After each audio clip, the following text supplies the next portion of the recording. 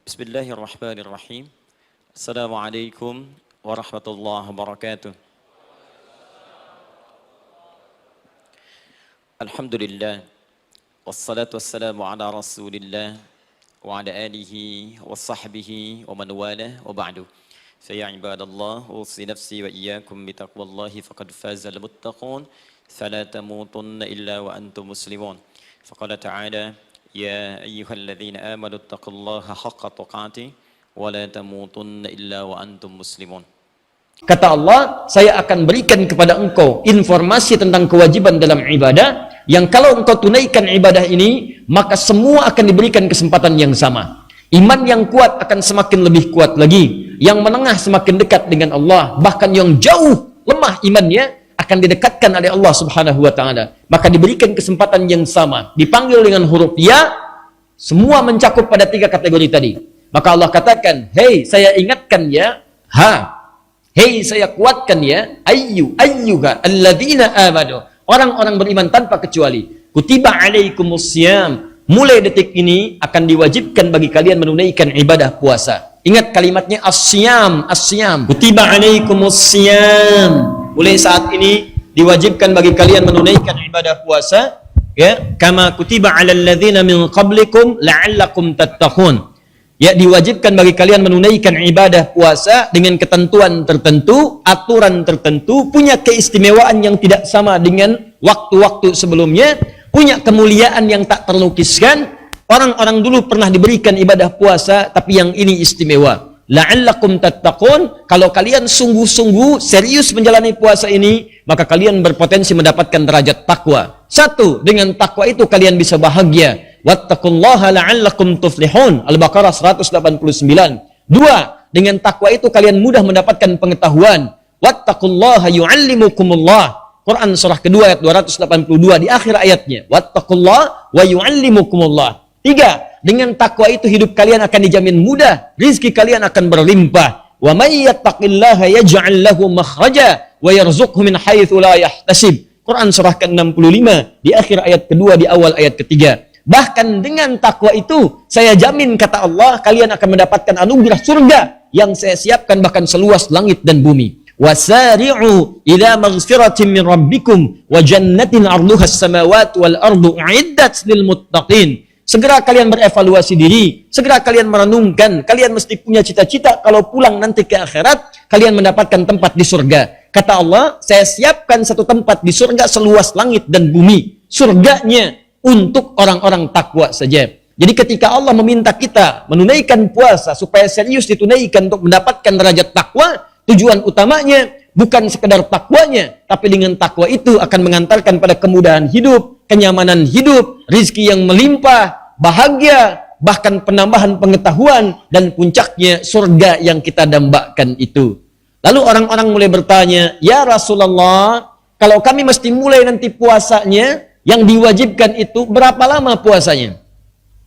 Berapa lama kami tunaikan? Apakah sama seperti puasa Asyura 1 hari?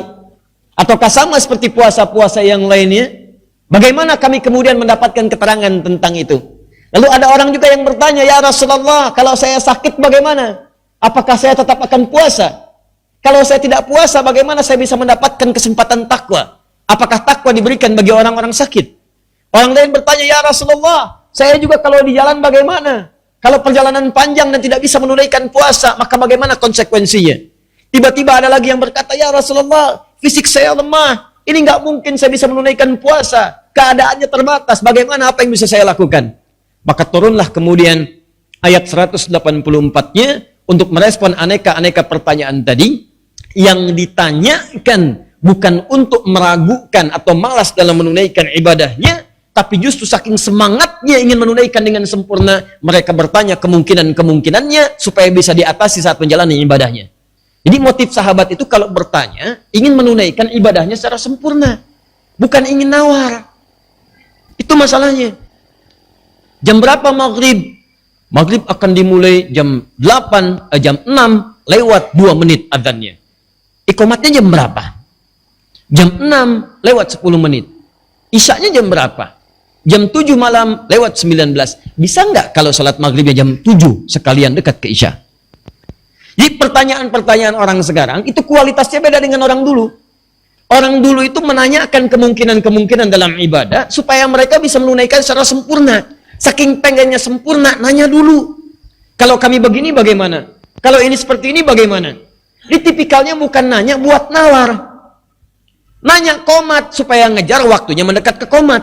Jumat tiba besok, yang ditanya adzan jam berapa? Jam berapa khatib naik ke atas mimbar? Adzan keduanya jam berapa? Belum datang dan nanya adzan kedua.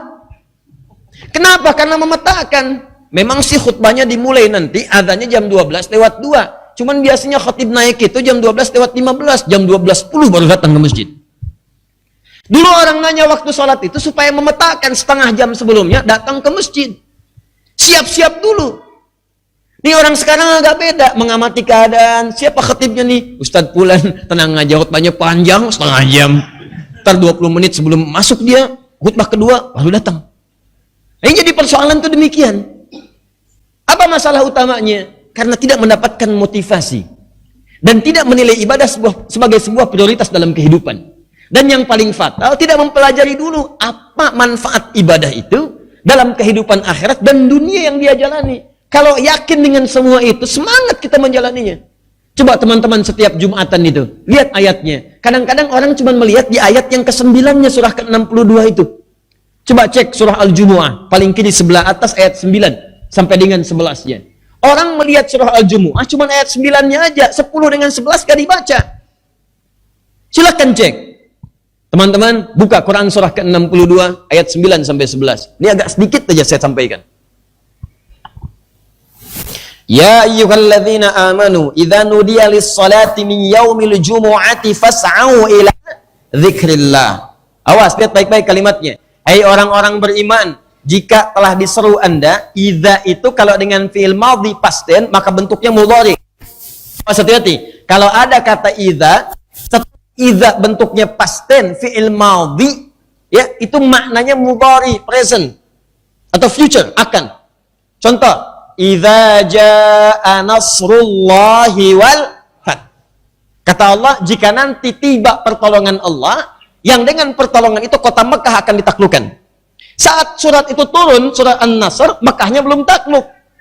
Baru turun, nanti akan ditaklukkan. Kapan? Nanti.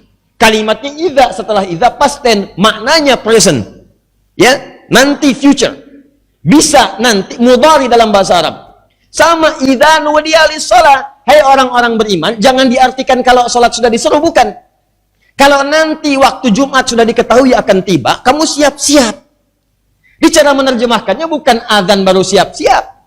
Ada yang menerjemahkan kalau sudah diseru salat Jumat, siap-siap. Jadi cara menerjemahkannya keliru. Dia dengar azan dulu, begitu azan baru siap-siap. Ayat ini akan mengatakan kalau kamu sudah tahu Jumat nanti jam berapa, waktunya kapan, siap-siap. Mandi dulu, cari baju yang bagus, ya, cari wewangian yang dibenarkan, siapkan waktunya. Apa yang penting di situ? Ayat rahasianya ayat 10 dan 11-nya. Rahasia terbesarnya ayat 10 dengan ayat 11. Apalagi di ayat 11-nya. Maaf, di ayat 11 Allah janjikan, wa idza ra'au tijaratan aw lahwan faddu ilaiha. Qul. Lihat, qul ma indallahi khairum minal lahwi wa minat tijarah. Wallahu khairur raziqin.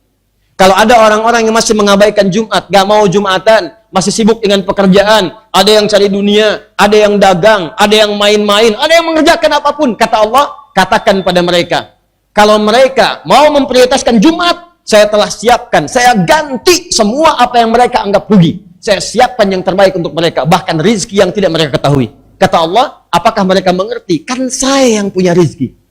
Saya atur bagi mereka. Sama persis dengan Ramadan. Ketika orang bertanya, kapan puasanya? Kenapa begini? Bagaimana kalau saya sakit?